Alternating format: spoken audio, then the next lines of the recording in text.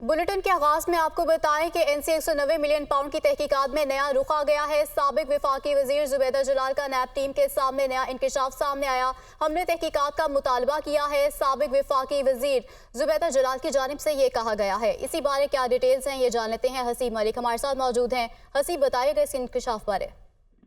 देखिए, ये 190 million pound scandal है जिसकी तहकीकात इस वक्त नैब भी कर रहा है और साबिक वफाकी वजीर जुबैदा जलाल ने नैब टीम के सामने नए इंकशाफात किए हैं और उनमें उनका ये कहना था कि हमने तहकीकात का मुतालबा किया था। मुझ समेत कई काबीना के अरकान की तहफ़्फ़ुज़ात के बावजूद साबिक चेयरमैन पीटीआई ने किसी की एक ना सुनी और संजीदा मामले को मंजूर किया और मिनट्स को खुफिया रखने का भी कहा।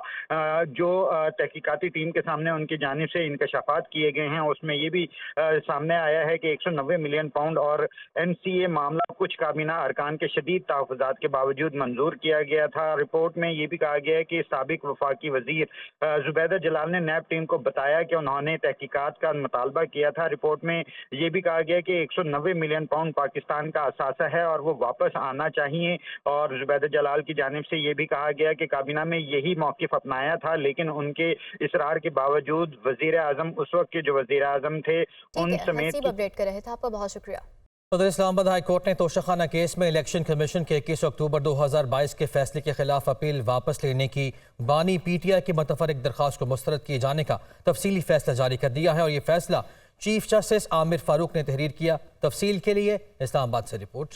तोशाखाना केस में इलेक्शन कमीशन के फैसले के खिलाफ अपील वापस लेने की दरख्वास्त, साबिक चेयरमैन पीटीआई की दरख्वास्त मुस्तरद करने का तफसीली फैसला जारी। दरख्वास्त नाकाबिल समाअत होने की बुनियाद पर खारिज की जाती है। चीफ जस्टिस आमिर फारूक का फैसला। तफसीली फैसले में कहा गया है कि दरख्वास्त गुजार को इसी अदालत से अबूरी रिलीफ मिला और मुतादिद समातें भी हुई। दरख्वास्त वापस लेने की इस्तदा उस वक्त की गई जब दरख्वास्त गुजार के वकील मरकजी दरख्वास्त पर जुज़वी दलाइल दे चुके थे। सुप्रीम कोर्ट के फैसले के मुताबिक कोई दरख्वास्त तब वापस नहीं की जा सकती जब लगे कि बज़ाहिर फरीकैन का हक मुतासिर होगा। लाहौर हाई कोर्ट इन दरख्वास्तों को काबिल समाअत करार देती है या नहीं, ये उस अदालत ने फैसला करना है। साबिक वज़ीर आज़म नवाज शरीफ ने कहा है कि कुछ किरदारों ने तरक्की करते पाकिस्तान को तबाह कर दिया। अनाड़ी के हाथ मुल्क की भाग दौड़ कैसे दी गई, मुल्क की तरक्की के लिए काम किए और हमें हर दौर में निकाल दिया गया। हमें पता लगना चाहिए कि 1993 और 1999 में क्यों निकाला गया। हमने कहा कि कारगिल में लड़ाई बंद होनी चाहिए, क्या इसलिए निकाला? उनकी जानिब से क्या कहा गया, आइए सुनते हैं।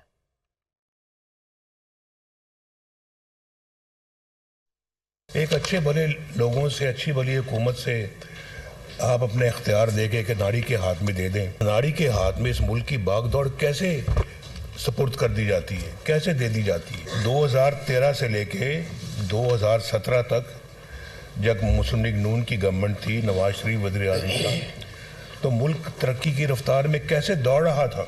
2013 में ये शहबाज साहब भी, ये बाकी साहिबान भी, बहुत सारे हजरात ने मुझे कहा जी कि आप बस इलेक्शन की कैंपेन में 2013 में आप कहें जी हम बिजली जल्द से जल्द लेके आएंगे। तो मैंने इलेक्शन में फ़ैसला किया कि मैं लोगों के साथ सच बोलूं और मैं कोई उनको चक्करबाजी ना करूं, सबज बाग ना दिखाऊं। पता नहीं एक ख्वाब था जो अधूरा रह गया, उस ख्वाब को पूरा होना चाहिए था, लेकिन कुछ ऐसे अवामिल बीच में आ गए, ऐसे किरदार बीच में आ गए जिन्होंने अच्छे भले दौड़ते हुए पाकिस्तान को उन्होंने बिल्कुल ठप करके रख दिया। हर दफ़ा हमें निकाल दिया गया।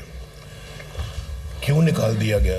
कम से कम मुझे पता लगना चाहिए कि 1993 में क्यों निकाला गया, मुझे पता लगना चाहिए कि 1999 में क्यों निकाला गया। और हमने अपना कहा कि हम ये कारगिल में लड़ाई नहीं होनी चाहिए थी, इसलिए निकाल दिया, इसलिए निकाला है। हम सही थे, आज वक्त साबित कर रहा है कि हम सही थे। हमने आगे बढ़ के एटमी धमाके भी किए, चाहे वो दुनिया को पसंद आए या नहीं आए। हमने कहा कोयले कोयले की बात बड़ी होती है, लेकिन हम आज तक कभी किया कुछ किसी ने कुछ नहीं। तो हमने अपने ज़माने में उस कोयले की कान को खोदा, उसमें से कोयला निकाला। एक तो वो मंसूबा लगाया हमने, ऊपर से फिर बिजली का मंसूबा वहाँ लगाया जो आज चल रहे हैं मंसूबे, और वहाँ वो प्रोजेक्ट लगने चाहिए। वो हमारा अपना रॉ मटेरियल है, वहाँ पर कोई फर्नेस ऑयल की ज़रूरत नहीं है। अब इमरान खान की गवर्नमेंट ने हमारे लिए बिजली की कीमतों का मसला भी पैदा कर दिया है और अब اس کی قیمتیں کس طرح سے ایک مناسب سطح پہ لائی جائیں، یہ بھی ایک بہت بڑا.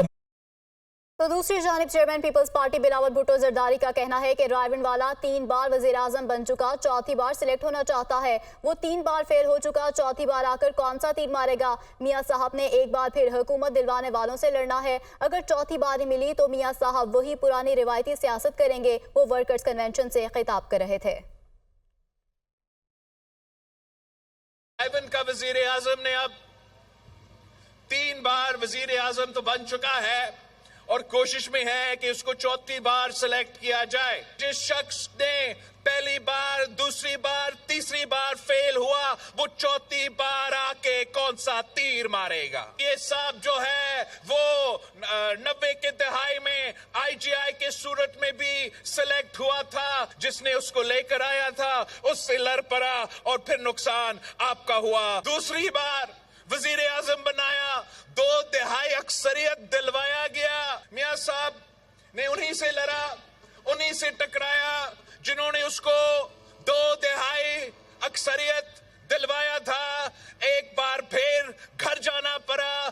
تیسری بار جو ہے میاں صاحب آ کے کچھ تبدیلی لے کر آئے گا.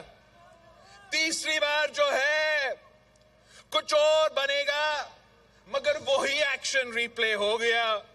تیسری بار میاں صاحب انہی لوگوں سے لڑ پڑا جنہوں نے کرم کیا، جنہوں نے 2 دہائی اکثریت دلوایا، اور پھر پوچھنا شروع ہو گیا کہ مجھے کیوں نکالا اور مجھے کیوں نکالا. کہتے کہتے لندن کے ایون فیلڈ اپارٹمنٹس میں پہنچ کے ابھی سے معلوم ہے کہ کیا ہوگا. وہی روایتی پرانی سیاست جو ہم 3 بار بھگت چکے ہیں، اب 4تھی بار بھگتنا پڑے گا. جو زمان پاک کا وزیر اعظم تھا، اس کا دور میں جو انتقامی سیاست اور روایتی سیاست پہ زور دیا گیا تھا، آپ کو وہ 50 لاکھ گھر دینے کے بجائے میرے نوجوان بھائیوں کو 2 کروڑ نوکریاں دینے کے بجائے خان صاحب اپنے ہی جو سیاسی انتقام ہے اور ذاتیات پہ اس نے اپنا بھی جو موقع تھا وہ ضائع کیا. اور مسلم لیگ نون کی رہنما مریم نواز نے کہا ہے کہ نواز شریف کو چور کہنے والا تاریخ کی سب سے بڑی چوریاں کرتے پکڑا گیا. نواز شریف 3 دفعہ وزیر اعظم بنا لیکن کوئی بھی اس پر چوری کا الزام نہیں لگا سکا. اس شخص نے بہت جھوٹ بولے ہیں. اس شخص سے انتقام نواز شریف نہیں بلکہ اس کے اعمال لے رہے ہیں. جلال پور جٹا میں یوتھ کنونشن سے خطاب کے دوران مریم نواز کی کیا گفتگو تھی، آئیے ملاحظہ کرتے ہیں.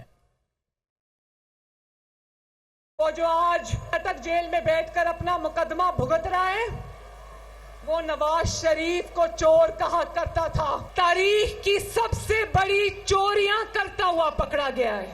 نواز شریف کو 2 مرتبہ وزیر اعلیٰ، 3 مرتبہ اللہ تعالیٰ کے بعد آپ لوگوں نے وزیر اعظم بنایا، کبھی کوئی چوری کا الزام بھی نہیں لگا سکا. اور وہ ایک بار وزیر اعظم بنا اور اس نے چوری اور ڈکیتی کی تاریخی ریکارڈ قائم کیے. 190 ملین پاؤنڈ والا کیس جانتے ہو نا؟ 60 ارب روپے پاکستانی بنتے ہیں. ان سے پوچھو تو معصوم سا منہ بنا کر کہہ دیتے ہیں کہ وہ باہر سے پاکستان ہی تو آئے تھے پیسے.